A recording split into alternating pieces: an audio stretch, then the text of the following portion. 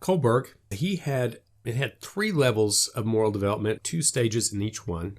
You can look at figure 1 to see the 3 levels and basically the 6 stages. Kohlberg started off with the idea of giving children moral conflicts and seeing how they reacted to those conflicts.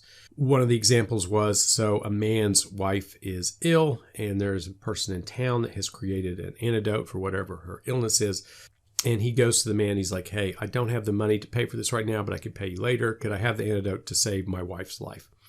And he's like, no, I'm not going to give it to you. If you want my antidote, you're going to have to pay me for it. And so eventually what the man does is he steals the antidote, he gives it to his wife so that she doesn't die.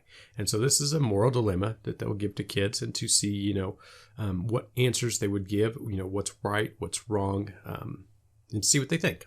Development from one level to the next is fostered by opportunities to take the perspective of others and to experience conflict. Like in that example, you have to kind of put yourself in that guy's perspective, the husband's.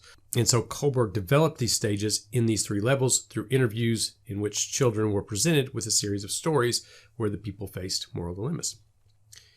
He noted that the interaction is a critical part of the social stimulation that challenges children to change their moral reasoning. They have to have kind of a back and forth with somebody else.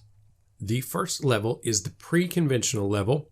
This is the lowest level, and it consists of 2 stages, punishment and obedience, and the second stage is individualism, purpose, and exchange. For stage 1, punishment and obedience orientation, in which moral thinking is tied to punishment. So, for example, children and adolescents, they'll obey adults because the adults tell them to obey. It's just as simple as that. Punishment and obedience. And that's all morality is about. If they tell me to do this, this is what I'm going to do. In the second stage here, it's when individuals begin to pursue their own interests, but they'll also let others pursue their interests as well. So this is what it means by individualism. You're pursuing your own. And the exchange, you're also letting other people pursue their own interests. Essentially, as an example, people are nice to others so that others will be nice to them. The second level is the conventional level. Individuals have certain standards, internal standards, but they are the standards held by others, external, such as parents or laws or of society. In this stage here, so stage 3 of level 2, they have their own standards, but the standards that they have are basically standards that have been given to them by the outside, by their parents or by the laws of society. And so in this first one, with stage 3, I know these are wordy, the mutual interpersonal expectations, relationships, and interpersonal conformity. I think that's the longest one there. In this stage, individuals value trust, caring, and loyalty to others as the basis of moral judgments. And again, children and adolescents will often adapt their own parents' moral standards, seeking to be thought of as good by their parents. So stage 3 is a lot about people like the parents. Stage 4 is a little bit more about society or culture in general. It is the social systems morality, and it's based on the understanding of social order, law, justice, and duty. So, for example, adolescents may say that for a community to work effectively, it needs to be protected by laws that everyone follows. We're going to move into the next one, but just kind of as an FYI, a lot of people stop right here in stage 4, according to some of the Kohlberg researchers. The next level is the post-conventional level. At this level, morality is more about internal ideas of what is moral and what's not. There's 2 stages.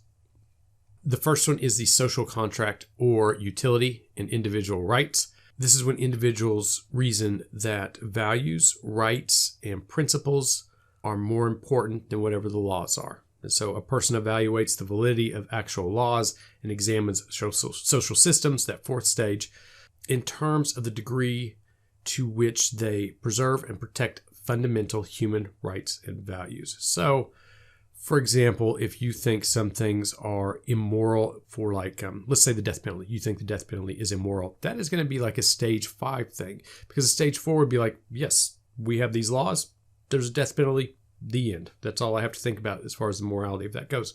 If you are contemplating, I'm not sure if I believe in the death penalty, that is going to be something that would be like stage 5.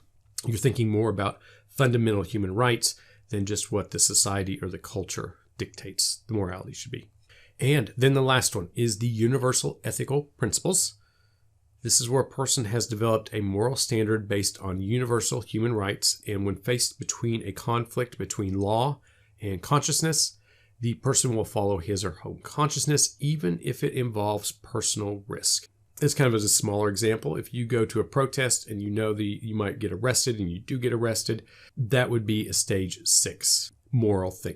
That could be a stage 6 moral thinking, because you realize that you could get in trouble for this, but you're going to do it anyways because that's how strong your morals are on this, whatever that topic is. Okay, so to kind of sum those levels up again, pre-conventional is the lowest level. Good and bad is just about rewards and punishments. In the conventional, this is where you apply the standards of others. Maybe it's your parents or maybe it's the government. And then the post-conventional is when you recognize your own personal moral path. You explore options and you decide on your own personal moral code. In figure 1, so this is an experiment they did to find out where people are at certain ages in these different Kohlberg stages. And remember, there are 6 of them. You'll notice that 6 isn't even on here because so few people actually get to level 6. Again, the majority of people will end up in stage 4. This is what the culture says. This is what the law says. That's all I need to know as far as my morals go. And if you look at this, this is at age 36. It's about 60% of people that are at stage 4. And then almost 30% are still at stage 3. So the vast majority stay in that conventional level, and then very few post-conventional. And then you can also see when things start to change. So see a real rise in stage 3, at about 16 or so. And then for stage 4, you see a rise at about 24. I guess it actually starts younger than that, 18 or so, starts to go up there. Stage 5, it starts to kind of go up in the 20s is when that starts to kind of go up and peaks in the 30s. But when I say peak, we're only talking about 5% of people that actually get to stage 5, according to this research. With Kohlberg, he did believe that each stage is based on an individual's level of cognitive development. So that would make sense with that last chart. As your brain matures, you start to have a more mature moral code. He did think that children need to experience moral questions and conflicts to try to get those things worked out, and that working with others. So, we've talked about this before. That he stressed in principle that encounters with peers can produce perspective-taking opportunities that may advance moral reasoning. There are some criticisms with Kohlberg's theory. Some people say it places too much emphasis on moral thought and not enough on moral behavior. For example, politicians, they may say, this is what I believe in, these are my morals, blah, blah, blah, but then their actual behavior is the exact opposite of that, and you see this, quite frequently. So that's a legitimate concern. Some people think that culture influences moral development more than Kohlberg thought.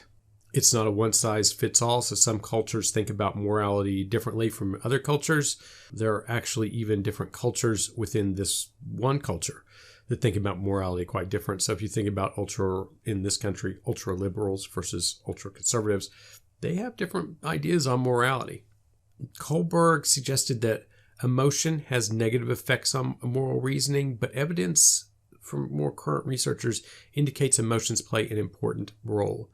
So the areas of the brain that control emotion, if they are injured, it's hard for those people to make moral decisions. So there's a connection between emotions and morality. Again, if the part of the brain that controls emotions gets injured, it is hard for those people to make moral decisions. So if you give them one of those moral scenarios, it's really hard for them to solve that. So it's pretty interesting.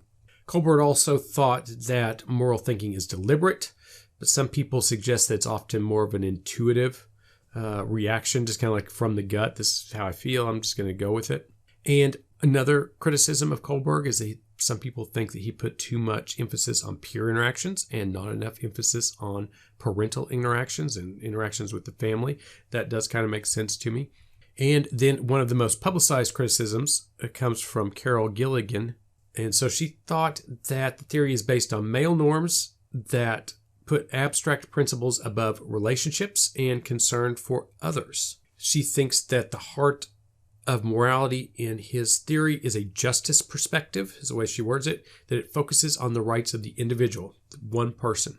And she thought a care perspective that emphasizes connectedness with others, interpersonal communication, social relationships, and concerns for others should maybe be more important in morality. And just kind of related to her research, they found that girls consistently interpret moral dilemmas in terms of human relationships. But then other analysts suggest that girls use both moral orientations as needed, just like boys can do too. So it's possible that she's onto something, maybe, maybe not.